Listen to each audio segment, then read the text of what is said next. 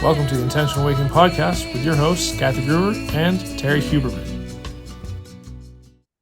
Hey, everybody. Welcome back to another episode of the Intentional Awakening Podcast. I am your co-host, Kathy Gruber. And I'm Terry Huberman. So nice to have you guys here. Yay. We're welcome you back. Today, we're going to continue the conversation we were having last time about empaths and being an empath. Both of us are empaths. We had debated about whether this is something you could teach someone. In pondering that since the last time, I don't know that you can. I mean, I think it's honestly one of those things you're either born with or you're not, like the ability to do all those weird things with your tongue. Yeah. I think you can learn it. Here's where I do think you can learn it is like how your caregivers nurture you. Like in terms of if I go back to the whole survival response, because then you're taught you always have to be on alert. So you're always scanning and you're always making sure so that you can anticipate someone's need so that you feel safe. That's probably how you can be taught. But again, that comes from such a young age. And so I don't know if like the cognizance or the awareness of it, I don't know that you can teach someone that later on. Well, but to your point, isn't there a difference though between being an empath and truly feeling things and being a pleaser? Where you go out of your way to, try to, and then you got the avoider, because the pleaser avoider tends to go hand in hand, right? Where you want to avoid conflict and you find your self-worth from doing things for other people and pleasing them, which brings us to the first part of this episode, which is the empath narcissist. I've had several, which is interesting. I did not grow up with a parent who was a narcissist, but I dated several men and married a couple who, not my current one, who are narcissist or at least somewhere fell on the narcissistic spectrum. And because narcissists don't have empathy, and they are master manipulators, very intelligent, and I do a lot of speaking on narcissism. The narcissist and the empath tends to be that perfect combo. So if you're an empath, you might end up working for a boss that's a narcissist. You might marry a narcissist. You might find one of your parents was a narcissist. It's a beautiful marriage made in heaven, but it's oil and water. Yeah. And you're probably going to get taken advantage of. And at some point, probably going to get hurt. Hopefully not. Well, of course, I would say hopefully not physically, but honestly, sometimes that's easier than the emotional, psychological hurt, right? It's a tough combo of people. Yeah, it is. And I feel like that is a good reason why you should develop your intuition.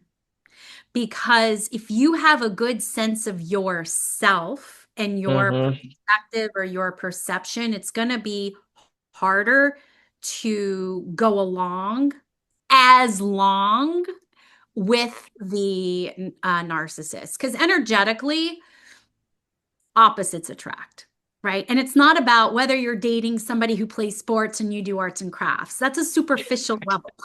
Right. When people say opposites attract, it's literally like an energetic thing.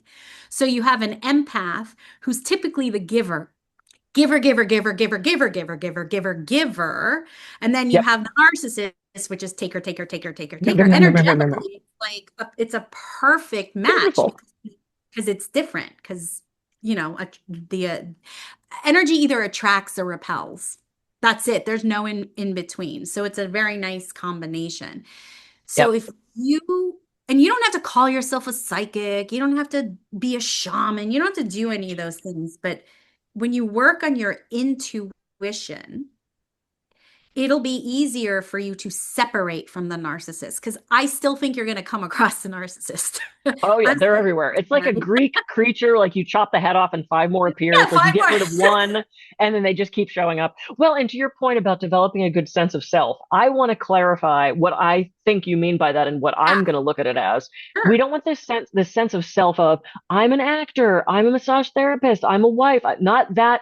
That sense of self, but this deep, what Eckhart Tolle talks about, the deep I, right? When we take all of that clothing off, when we take all those masks and those, what does your business card say?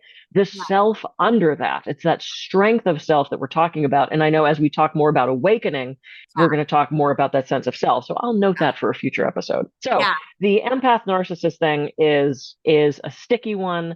get away from these people, love them from a distance, as a good friend of mine would say. And I know it's really hard to leave situations. It's Yeah. hard to just quit your job and pick up. It's hard to leave a relationship.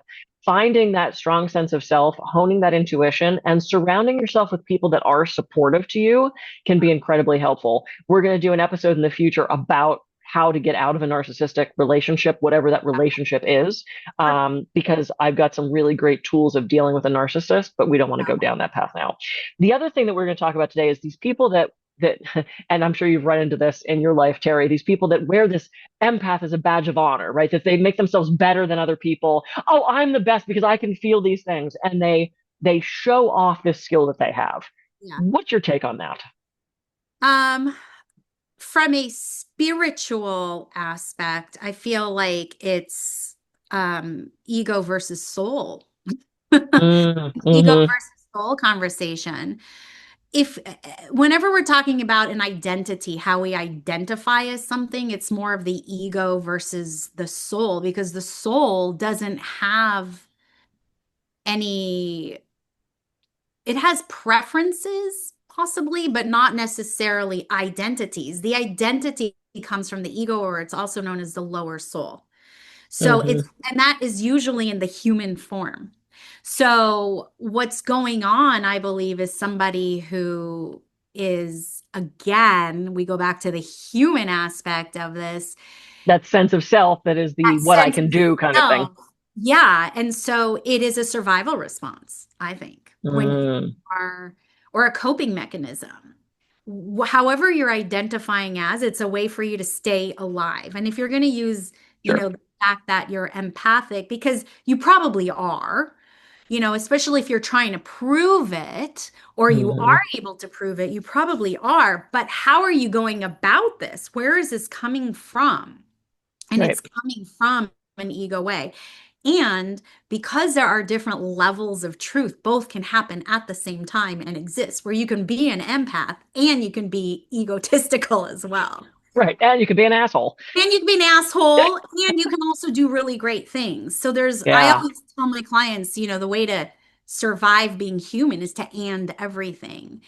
And so Mm, all of those are different levels of truth within each right. other that can all exist. So yeah, there are plenty of people who are doing it. I'm sure I've done it, and I'm sure I'll do it again because it's part of the human process. So I don't want to like completely make it, good or bad, but it's really uncomfortable when you come across it or you're encountering Hmm. it.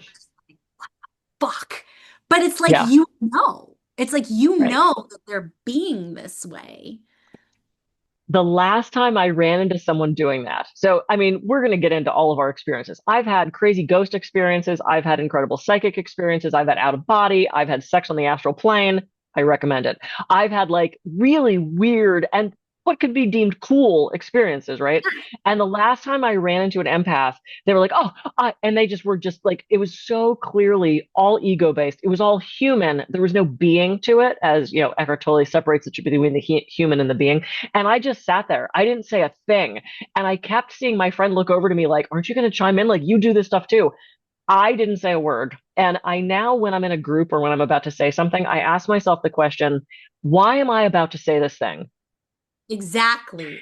Am I Ex- going to say this thing because someone needs to hear it, because it'll add to the conversation, or am I just saying it to toot my own horn and make myself look cool? I don't need to toot my own horn and make myself look cool. So I let them just pratter on about what they were saying. And I just sat there silently and finally went, well, that must be very interesting. I didn't say a word. I didn't lead to, and it was hard for me because I Yeah, wanted to go, I can do that too. Let me tell you my things. And I remember sitting around with a bunch of actors and we were sharing ghost stories. It wasn't quite the same thing as the empath stuff. I still yeah. will tell everyone my ghost stories because people find it fascinating. And Huh. if you've not had that experience, it's neat to hear from someone that has. But I don't care. I don't want you to like me more because of it. You don't need to think I'm cool. I don't say it because I need to show off that I've had these experiences.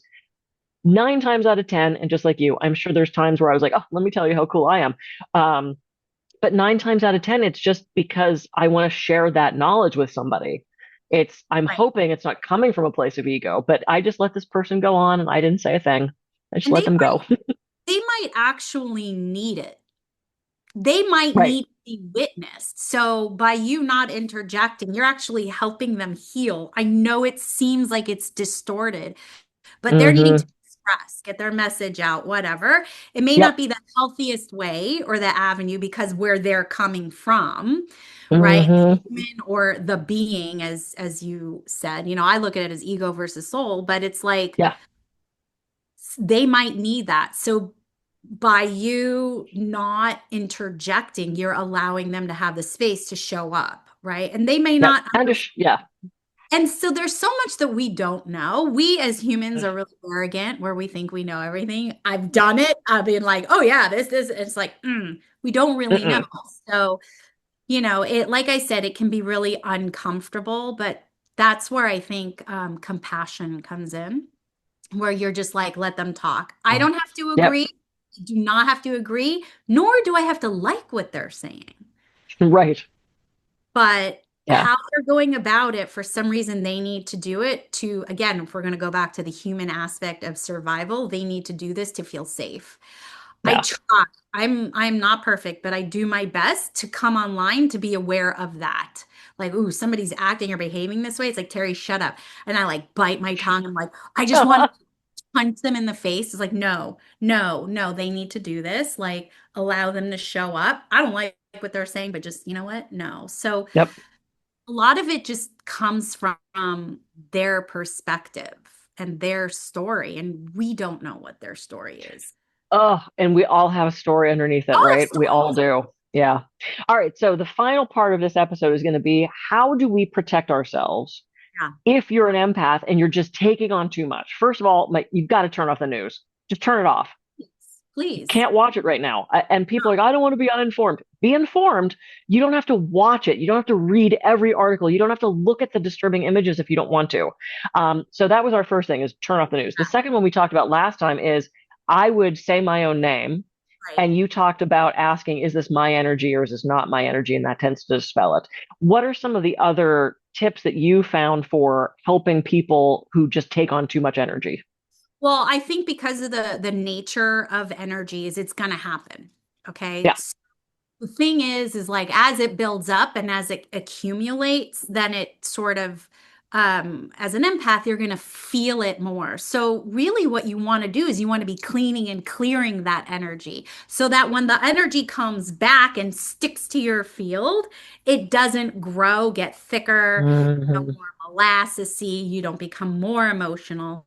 So Yep. I would go so far as to say is maybe before you go to sleep every night, ha again, it has to do with intention, but cut or clean or do something, create something for yourself that's very decisive for you to be Hmm. like, I'm just getting rid of what could be there, even if you can't see it, smell it, taste it, touch it, Yep. or hear it. Just because your brain can't process the information doesn't mean it's not there.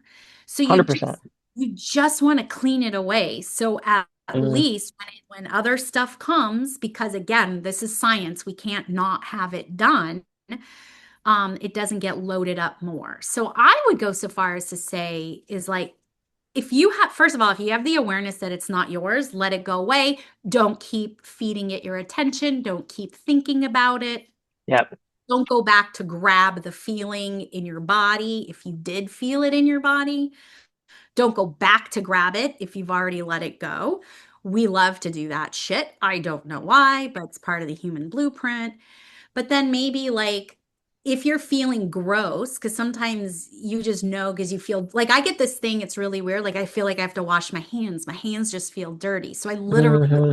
wash my hands, right? At night, I do my best. I'm not perfect at it. I cut my cords Yeah. from everything that I could have collected that is not intentionally mine. Right. Yeah. That's a great idea. It's kind of reviewing your day of, what did I pick up today? Just like, you get to empty your trash, you have to empty your vacuum cleaner bag. If you wait till it's full, then it the it doesn't work as well. right? Doesn't I know work we have as well. a little dust buster, and if it has the least little bit of stuff in it, it doesn't suck as well. So every couple days, I go empty the dust buster out. And also, I think it was you that told me about the wiping it off, right? Oh, yeah. Well, that's part of the cleaning and the clearing. I mean, it's really easy. Like, am I seeing the schmutz? No, right? But if, again, it's about intention. If I'm cleaning off, Yep. you know, and arms and hands and fingers represent how we're grabbing our Mm, life, how are we taking in our life. So just do that, or even just be, you can even just have the intention, depending on where you are, because I'm not one of these people where it's like it has to be done, your ritual has to be done a certain way or it's not going to work. I'm like, no, no, no, no, no. You can even just every time you wash your hands, just say, I'm cleaning, everything off of me that doesn't serve me, that doesn't feel good, anything like that. Make it yep. practical for you to do so that you do it again and again and Yeah. again. Absolutely. Make it part of your routine. One of the things that I used to do, well, let's talk about the protection first. So, I would say my name. I would visualize myself in a cone of white light, which always works. When I was doing massage for a while, I was picturing sort of like Wonder Woman bracelets Mhm. of energy on my hands so that Love it. nothing could get past here. Yeah.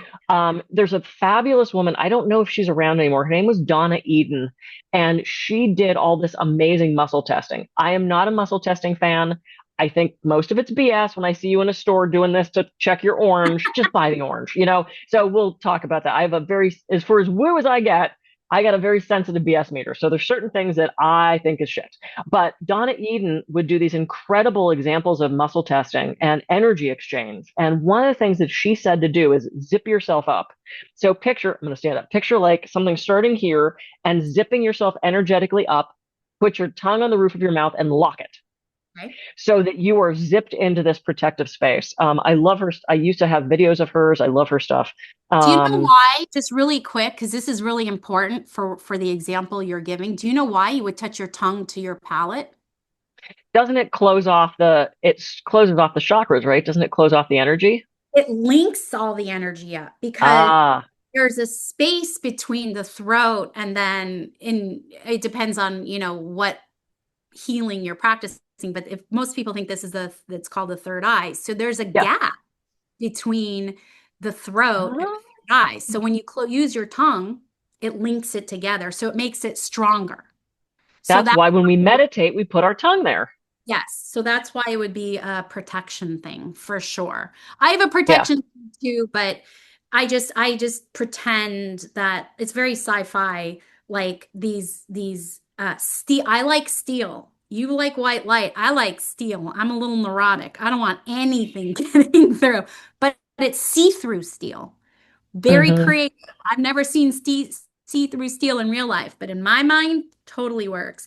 It comes up. I say shields up. It comes up. Hmm. I even go so far as to say I have air holes because that's how neurotic I am. Or shouldn't say neurotic. That's how intellectual I am and cerebral about it. Yeah. I'll have an air hole. Otherwise, I'll feel like I can't breathe. Right. And Yep. the reason why it's see-through or clear, so I can still see what's going on, and then I can control what I can let in and I can let out. So Yeah. this protective shield and the zipper thing that she's talking about, I love it. But you have to understand is like we can control it. We do have a sense of control in terms of what is our protection going to look like, smell like, taste like, all of that.